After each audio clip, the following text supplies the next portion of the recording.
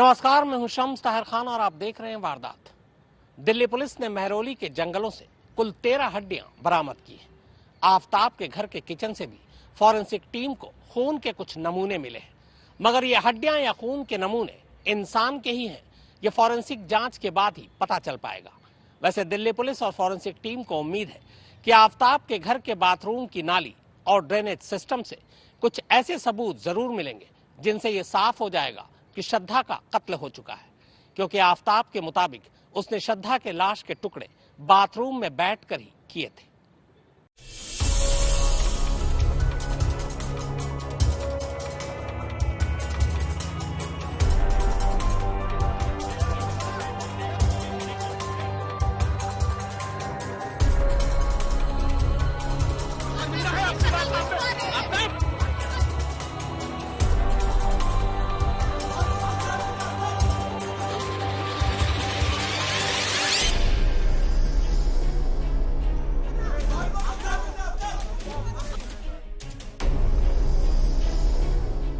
ये दिल्ली का Mehrauli police station है। पिछले 3 दिनों से आफताब इसी थाने में है, जहां उससे 5 आला पुलिस अफसरों की एक टीम लगातार पूछताछ कर रही है। फिलहाल दिल्ली पुलिस के पास 2 और दिनों की मोहलत है, क्योंकि 5 दिन की पुलिस हिरासत 18 नवंबर को खत्म हो जाएगी। लेकिन इन 3 दिनों की लंबी पूछताछ के बावजूद पुलिस के हाथ अब भी लगभग खाली है। आपका श्रद्धा को क्यों मारा? आपका क्या करना श्रद्धा से?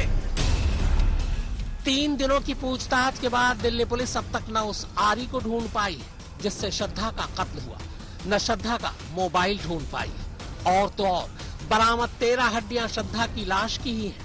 ये भी फिलहाल पुलिस पुख्ता तौर पर नहीं कह रही। यानी काम अभी बहुत बाकी है। कुल मिलाकर इस वक्त की तस्वीर यह है कि कातिल के नाम पर आफताब तो पुलिस थाने में है, लेकिन जिस श्रद्धा का कत्ल हुआ है उसके कत्ल के कोई सबूत नहीं है। पुलिस को भी इस बात का एहसास है, इसीलिए अब पुलिस आफताब की जुबान की बजाय उसके दिमाग से कत्ल का राज बाहर निकलवाना चाहती है। आफताब के नार्को टेस्ट की अदालत ने इजाजत भी दे दी है। सूत्रों की माने तो आफताब दिल्ली पुलिस के सारे सवालों के जवाब दे रहा है, लेकिन पुलिस उसकी हर बात पर यकीन नहीं कर रही, बल्कि उसके हर एक बात को वेरीफाई कर रही है। और कहीं न कहीं पुलिस को इस बात का अंदेशा है कि आफताब पुलिस को गुमराह करने की भी कोशिश कर रहा है, और यही वजह है पूरा सच जानने के लिए दिल्ली पुलिस इस मामले में न सिर्फ नार्को टेस्ट कराना चाहती है, बल्कि साइको एनालिसिस टेस्ट के जरिए ये जानने की कोशिश करेगी कि आफताब क्या कुछ पुलिस से छिपाने की कोशिश कर रहा है। हालांकि पुलिस सूत्रों के मुताबिक अच्छी खबर यह है कि आफताब की निशानदेही पर महरौली के जंगलों और नालों से अब तक कुल 13 हड्डियां बरामद की गई हैं। जो हड्डियां बरामद हुई हैं, वो सभी शरीर के पिछले हिस्से की हैं, खासकर रीढ़ की हड्डी के निचले हिस्से की। इनमें से कुछ हड्डियां जंगल में यूं ही पड़ी मिली, तो कुछ नालों से निकाली गई। हालांकि इन हड्डियों को नंगी आंखों से देखकर यह कह पाना मुश्किल है कि हड्डियां इंसान की है या फिर जानवर की। इसीलिए पुलिस भी पुख्ता तौर पर कुछ कहने की बजाय हड्डियों की फॉरेंसिक रिपोर्ट का इंतजार कर रही है। सभी हड्डियां फॉरेंसिक जांच के लिए भेजी जा चुकी हैं, जबकि लाश के बाकी टुकड़ों की तलाश महरौली के जंगलों में अब भी जारी है। पुलिस की टीम आफताब को लेकर अब तक कई बार जंगलों की खाक छान चुकी है। जंगल के अलावा पुलिस की एक टीम आफताब को लेकर छतरपुर के उस घर में भी गई जहां श्रद्धा का कत्ल हुआ था। पुलिस के साथ फॉरेंसिक एक्सपर्ट्स की एक टीम भी थी। घर के अंदर फॉरेंसिक टीम ने बाकायदा श्रद्धा के कत्ल का रिकंस्ट्रक्शन भी किया। आफताब ने बताया था कि उसने श्रद्धा का कत्ल फर्श पर श्रद्धा के सीने पर बैठकर उसका गला घोंट कर किया था। फॉरेंसिक टीम ने उसी हिसाब से कमरे के अंदर आफताब की मौजूदगी में पूरे सीन को रिक्रिएट किया। लेकिन इस रिक्रिएशन से पहले फॉरेंसिक टीम ने पूरे एहतियात के साथ पूरे घर के एक एक कोने को छान मारा। फर्श से लेकर दीवार, छत, कपड़े, अलमारी, फ्रिज, बाथरूम, खिड़कियां, नल, बाथरूम की नाली की बारीकी से जांच की गई। किचन में फॉरेंसिक टीम को फर्श और दीवार पर कुछ निशान मिले। शक है ये खून के धब्बे हो सकते हैं, लेकिन पुख्ता तौर पर तभी कहा जा सकता है जब इसकी फॉरेंसिक रिपोर्ट आ जाए। हालांकि आफताब ने उस फ्रिज को कई बार केमिकल से धोया और साफ किया, जिस फ्रिज में उसने करीब 20 दिनों तक श्रद्धा की लाश के टुकड़े रखे थे। फॉरेंसिक टीम ने फ्रिज से भी कई नमूने उठाए। फॉरेंसिक एक्सपर्ट्स के मुताबिक कई बार साफ सफाई या केमिकल से धुलाई के बावजूद कोई न कोई निशान या सबूत रह ही जाता है। इसी उम्मीद में फ्रिज के कुछ नमूने जांच के लिए भेजे गए। फॉरेंसिक टीम के मशवरे पर दिल्ली पुलिस ने आफताब के घर से उसके कुछ कपड़े और चादर भी जब्त किए, जिन्हें जांच के लिए भेजे गए। ऐसा इसलिए क्योंकि आफताब ने 20 दिनों तक लाशों के टुकड़े करने के बाद उन्हें ठिकाने लगाया था। बहुत मुमकिन है लाश के टुकड़े करते वक्त कुछ निशान उसके कपड़ों पर रह गए। इससे भी जांच में काफी मदद मिल सकती है। घर की तलाशी के दौरान पुलिस को श्रद्धा के कुछ कपड़े जरूर मिले, लेकिन वो सारे कपड़े धुले धुलाए थे। आफताब ने पूछताछ के दौरान पुलिस को बताया कि कत्ल के बाद लाश के टुकड़े करने के लिए उसने श्रद्धा के कपड़े उतार दिए थे। फिर उन कपड़ों को 2 दिन बाद एक पॉलिथीन में डालकर घर के करीब ही कूड़े की एक गाड़ी में डाल दिया। शायद 20 या 21 मई को पुलिस की एक टीम उस कूड़ा गाड़ी और उस तारीख के कूड़ों की भी तलाशने का काम कर रही है।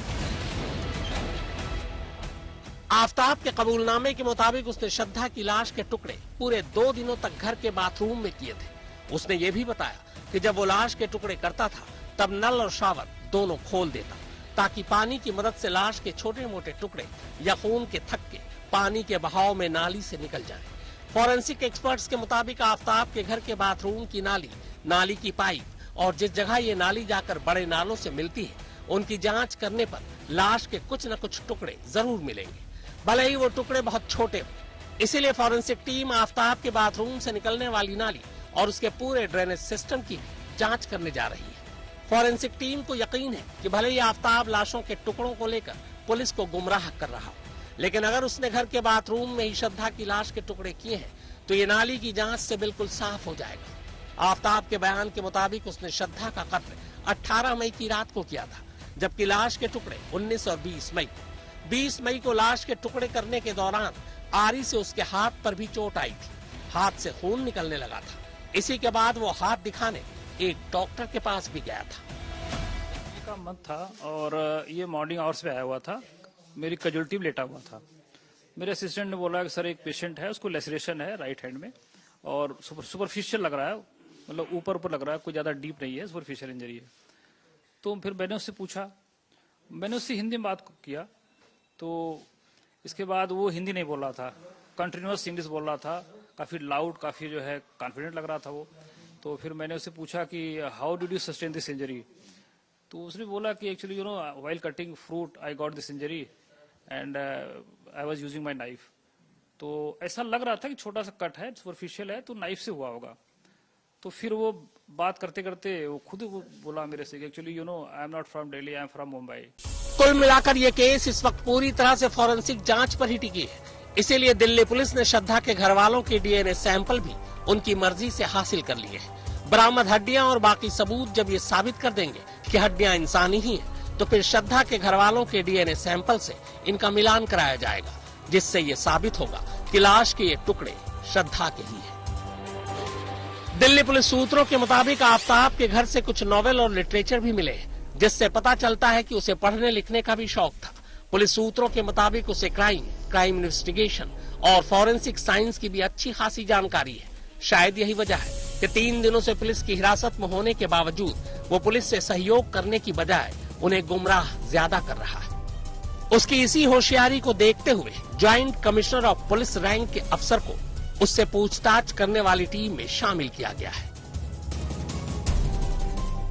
अमूमन किसी बड़े जुर्म के बाद पुलिस मुजरिमों के पीछे भागती नजर आती है, पर हाल के वक्त का शायद ये इकलौता ऐसा केस है जिसमें कातिल पुलिस की गिरफ्त में है, फिर भी पुलिस जंगल जंगल भटक रही है क्योंकि कातिल को कातिल साबित करने के लिए सबूत चाहिए, और फिलहाल सबूत इसी जंगल में ही कहीं छुपा हुआ है।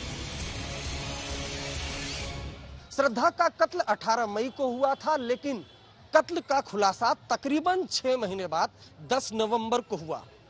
कातिल को सबूत मिटाने के लिए तकरीबन 6 महीने से ज्यादा का वक्त मिला। यह वक्त काफी अहम होता है। शायद यही वजह है कि दिल्ली पुलिस एफएसएल टीम के साथ जब मौका वारदात पर पहुंची तो खून के नामो निशान नहीं थे, फ्रिज को पूरी तरह से साफ किया गया था। सबूतों के नाम पर दिल्ली पुलिस के हाथ अभी खाली है, लेकिन ये पूरा केस अब साइंटिफिक और फॉरेंसिक एविडेंस पर ही टिका हुआ है। लगातार फॉरेंसिक टीम मौका वारदात का मुआयना कर रही है।